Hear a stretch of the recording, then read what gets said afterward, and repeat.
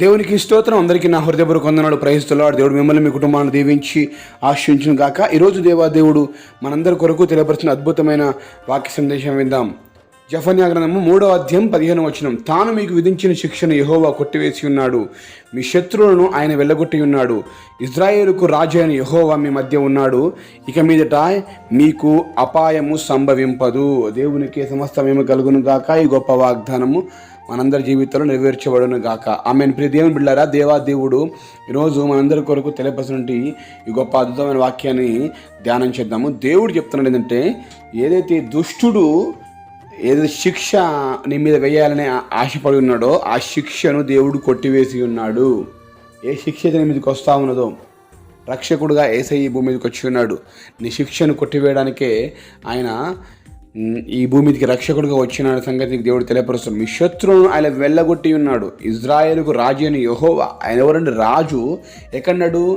మీ మధ్యలో ఉన్నాడు. మీ మధ్య ఉండి ఏం చేస్తున్నాడు? మీకు అపాయం రాకుండా కాపాడుతున్నాడు. మీకు ఏ అపాయం కలగకుండా శత్రువును వెళ్ళగొట్టి ఉన్నాడు ఆయన. దుష్టుడు తోడేలు ఏ విధంగా అయితే గొర్రెలను చంపాలని చూస్తూ ఉంటుందో, ఆ సమయంలో కాపరి ఏ విధంగా పరిగెత్తుకుంటూ వస్తాడో, నా దేవుడు అదే విధంగా నిన్ను కాపాడడానికి ఆయన పరిగెత్తుకుంటూ వస్తూ ఉంటాడు. ఆ దుష్టుడిని వెళ్ళగొట్టి ఉన్నాడు. నిజమే అండి. ఈరోజు దుష్టుడిని ముందు నిన్ను భయపెడుతూ నిన్ను బాధ పెడుతూ ఉండొచ్చు.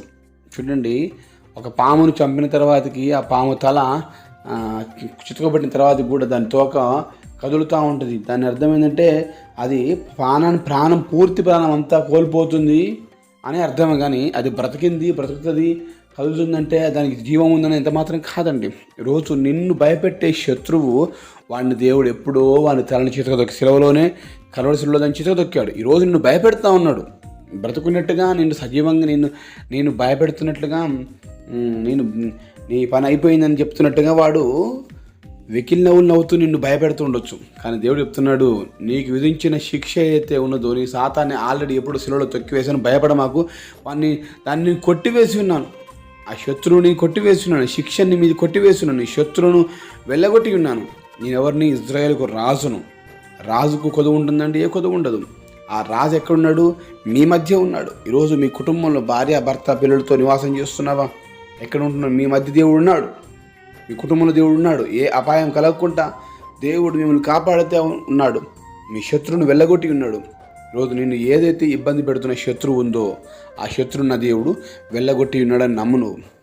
దాని ద్వారా నీకు ఏ అపాయం కలగదు. నీ మీదకి వచ్చి శిక్షణ దేవుడు కొట్టివేసి ఉన్నాడు.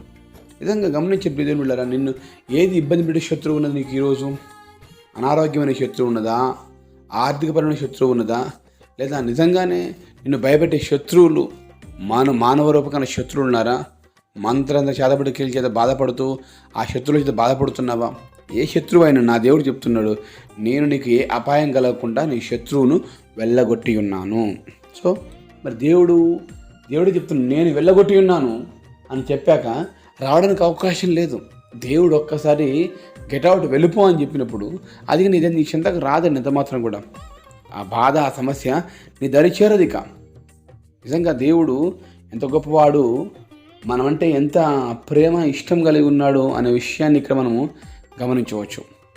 ప్రియా దేవుని కుమారుడు కుమార్తె, నీ జీవితంలో ఎక్కడ ఓడిపోయావో, ఎక్కడ పోరాటం ఉన్నదో, ఎక్కడ సమస్య ఉన్నదో, ఎక్కడ ఇబ్బంది ఉన్నదో, ఎక్కడ ఇరుకున్నదో, ఆ ఇరుకును ఇబ్బందిని సమస్తాన్ని నా దేవుడు తొలగింపజేసి నీ కుటుంబంలో గొప్ప సంతోషాన్ని దేవుడు కలగజేయాలని ఆశపడుతున్నాడు. ఈరోజు బాధపడుతూ కూర్చోమాకు. శత్రువు పని అయిపోయింది. ఒక్క దారిలో శత్రువుని 7 దారుల్లో వెళ్ళగొట్టే దేవుడై ఉన్నాడు ఆయన.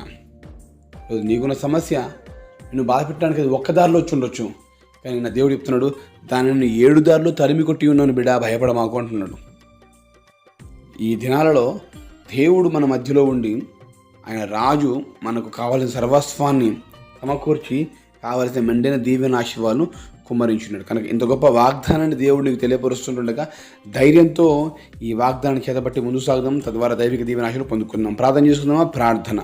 మహాగణుడా, పరిశుద్ధుడా, ప్రేమగల తండ్రి, వందనాలు, స్తోత్రాలు. అద్భుతమైనటువంటి గొప్ప వాగ్దాన సందేశమును, వాక్యం మా కింద అందించారు ప్రభా. స్తోత్రం చేద్దాం తండ్రి. ఈ వాగ్దానము మా జీవితం నెరవేర్చి మా మీద శిక్ష ఏదుందో దాన్ని కొట్టివేసి ఉన్నావు. శత్రువును వెళ్ళగొట్టి ఉన్నావు. ఏ అపాయం రాకుండా కాపాడుతున్నాను. నేను మీ మధ్యలో ఉన్నానని గొప్ప వాగ్దానం ఇచ్చినావు కదా ప్రభా. మా మధ్యలో మొన్న మా అనుకున్న నా అనుకున్న వారు మమ్మల్ని ఇంకా సమస్యలు నెట్టివేస్తారు కానీ నీవైతే మమ్మల్ని ఆదరించే దేవుడు, ధైర్యపరిచే దేవుడు, కరుణింపజేసే దేవుడు ప్రభా. మేము సంతోషాన్ని పొందుకునడానికి దేవుడు ప్రభా. ఇటు గొప్ప వాగ్దానం మేము సొంతం చేసుకుంటే సహాయం తెచ్చేయండి. ఈ బిడ్డ కష్టంలో, నష్టంలో, బాధలు, ఎరుకులు, ఇబ్బందులు, అనారోగ్యంతో, ఆర్థిక సమస్యలతో, కుటుంబాల సమాధానం లేక బాధపడుతూ కొట్టుమిట్లాడుతుంది వారందరి జీవితంలో ఉన్న ప్రతి అపాయకరమైన శత్రువుని, ఆ శిక్షను కొట్టివేసి వెళ్ళగొట్టి మీరే మహిమ పొందు కార్యాలు జరిగింపచేయమని మమ్మల్ని మేము తగ్గించుకుని మీ నామనిచ్చి గొప్ప వాగ్దానం నెరవేర్చమని కృతజ్ఞతలతో అడిగి వేడుకొని పొందుకొని ఉన్నాము మా ప్రియ పరలోకమందున్న తండ్రి. ఆమేన్.